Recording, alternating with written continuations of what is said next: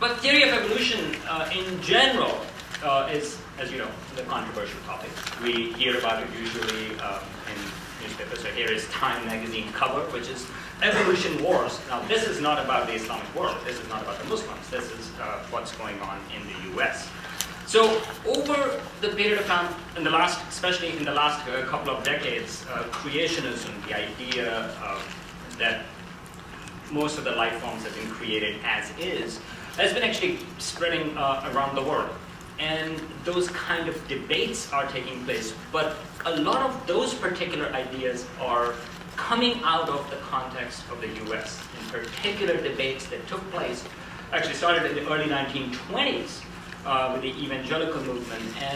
And so within the US context, when people talk about evolution wars, usually it is about young earth creationism. There's not much that takes me away from the lab. You can ask my wife, my parents, except for when, you know, I've been doing experiments and not thinking too much about this conflict. I very much lived, you know, these last 15 to 20 years practicing Islam as a practicing Muslim. So very much I've lived this way for the last 15 years, and it was actually Salman and Anil Asghar and Brian Alters, when they started asking what the Muslim world started thinking about evolution, and finding out that, you know, there's an overwhelming rejection in many countries, and you know, it's not just with medical doctors, but just in everyday life, including my own family and my own cousins. If you just ask them, many misperceptions.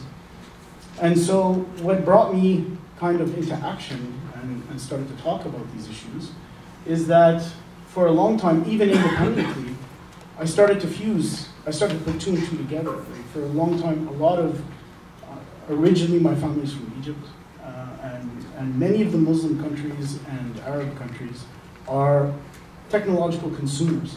We don't innovate. And there's a lot at stake here because it's well beyond evolution. If, as Salman said, if it's not about the evidence, if you're not willing to, if you reject science, if you're willing to accept evolution as a science, and you're not willing to listen to evidence, then you also won't be, I mean, that means that for all of science, when it comes into contact with sociological, political conflicts, then you won't believe it either.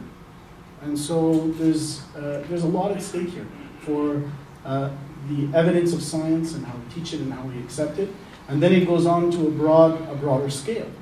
Because as Salman has also mentioned in his presentation, the Saudi government, when it came time to give the H1N1 vaccine, they weren't innovating it. They're not the ones who produced it. They had to call other countries in the West to innovate. My calling, what I feel, why I'm speaking today, what actually got me to get out of my seat of my lab chair and to actually come here, is my want of the Muslim world to become innovators and share in being leaders in technology and innovation, and share in production, and not just be consumers. And that takes us to accept an organizing fundamental principle of the biological science. And pick up any biology textbook, the organizing principle of biology is evolution. Evolution raises the question of the relationship between faith and reason. So, similar to the value that science is given in Islam, there's an intuition within the tradition that faith and reason are compatible. And this is kind of compatible with a lot of the ways in Christian Jewish philosophers have thought about the relation between science and religion too. So there's tons of hadiths in this regard. Seek knowledge even if it's in China, or in the Quran. There's a passage that's relevant to today's discussion. Travel through the land and observe how God began creation. So kind of metaphorical, injunctive to actually trying to figure out where everything came from. If we go to the next slide, I believe what happened when the Darwin theory, or when the Origin of Species was published, is that the church had taken a position against Darwin and had proclaimed that if one believed in Darwin, then that meant that that person was an atheist, and if you don't believe in Darwin, you're not. And the reason was based because if you take the Bible literally, Earth is and life are very young, so how could you interpret evolution in the light of the Bible? So what happened, and this is my opinion, is that Muslim scholars were very few, and scientists, there were very few for the reasons I mentioned before. So what happened is that the religious scholars adopted the standpoint of the church. It was a safe bet because the church believed in God, we believed in God as Muslims. If the church thought a particular theory was an atheist, then we should as well. And if we go to the next slide, actually the book of Darwin, Origin of Species, was not translated into Arabic until 1964. So how could one proclaim any opinion or judgment on a particular book when the book wasn't even actually read in Arabic? So the pattern of evolution, the fact that everything descends as a tree-like structure, a tree of life, that is a fact. Theory is exactly what are the connections, exactly what the nature of those connections are, what are the mechanisms that are important. So natural selection by Darwin is just, the reason they call it a theory is because it's one mechanism of many that can explain this unfolding of evolution in a tree. Now, do we have evidence? Is there enough evidence to look at transitions between forms? There are plenty. I'm going to tell you one. For example, since you're a medical doctor, in the medical records you'll see many humans, for example, that are born with defects in which humans have ape-like hair, for example. There are many humans that are born with little tails, okay? And each of these have specific medical names. And it's not that. You have lots of snakes, for example, that actually have limbs, or whales with hind legs.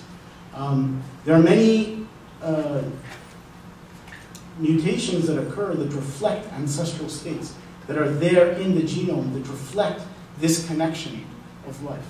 Some of these evolution debates, when it happened in the late 19th century, they were part of the battle over professionalization of science. I mean, we think that scientists, there have always been biologists. No, they were natural philosophers.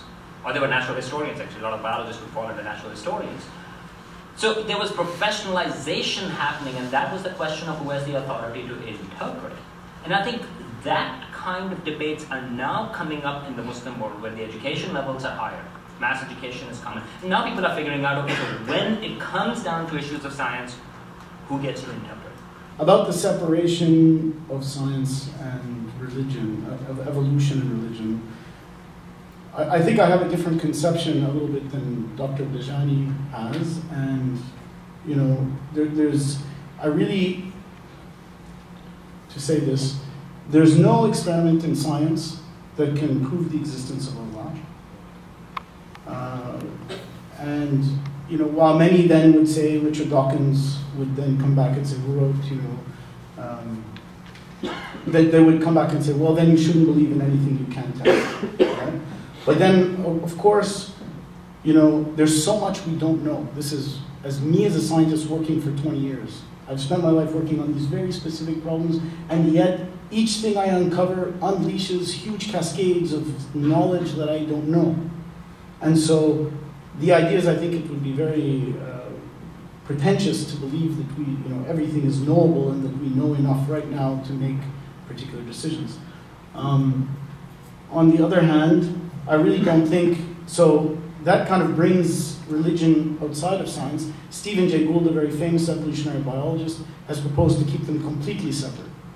And while I think that's kind of ideological, they do, of course, overlap, I think it's very dangerous to use paragraphs in the Quran to support evolution, or to talk about evolution in supporting Quran, or make predictions. I mean, I think what we're looking for is a peaceful coexistence in that there are no contradictions, at least. And, you know, Salman has challenged me in several of these kinds of events. He says, well, what's different about Islam than the Bible, for example? Why, I mean, do we have the same issues? Is it the same problems? And that's when I did this analysis of, I went through and I looked at every, you know, mention of creation in the Quran.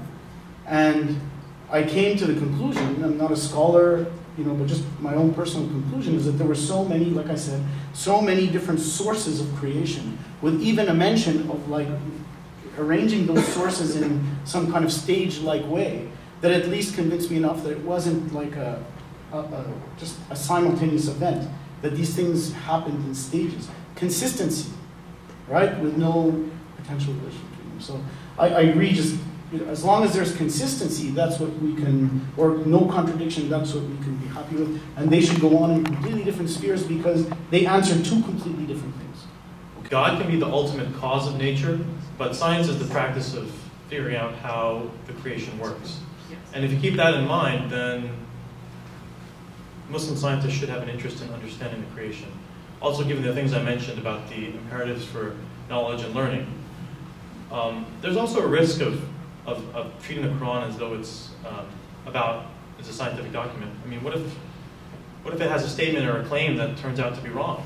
Then you risk not believing in the Quran at all. So there is some benefits also for kind of having, pragmatic benefits, theological benefits for having a more liberal interpretation of Scripture too. You can't hang your hook so strongly on particular facts because science is always progressing and evolving and changing too. So it seems to be a dangerous strategy. In terms of freedom in the Quran, the question, I look at what I meant when I talked about freedom in the Quran is like any one of us, I'm sure growing up we had questions, that things that we could not understand or comprehend. And many times we asked our adults and our peers and we were told, no, you can't question that's taboo. And I think that's where we need freedom. No, we should be allowed to ask, and the Quran asks us to ask, and that's how we seek the truth. So that's what I meant about having freedom. And I don't see any problem with having freedom while having the Quran at the same time. And lastly, about the genetic link, I think a lot of us, it's very difficult to digest the fact that we and monkeys or marine apes come from the same ancestor. But this is pointed out in the Quran about the arrogance of the human being. Why are we any better? We're all creation. We are all made from the same humble beginnings of water, DNA, and the elements. So why not for all of us to have the same origin? And each one of us, each species, has been created or has evolved to be the best fit for its environment. So we're not better than a bacteria. We can't survive in an environment of bacteria. Similarly, a bacteria cannot survive in our environment. So that's a way to look at it. And lastly, I just want to say that the Quran is not a book of science. We use it as a guide. And any of these interpretations that I had discussed or mentioned today are my own. And take responsibility for this. This should be done by a committee of responsible people to look at these issues and not by individual people.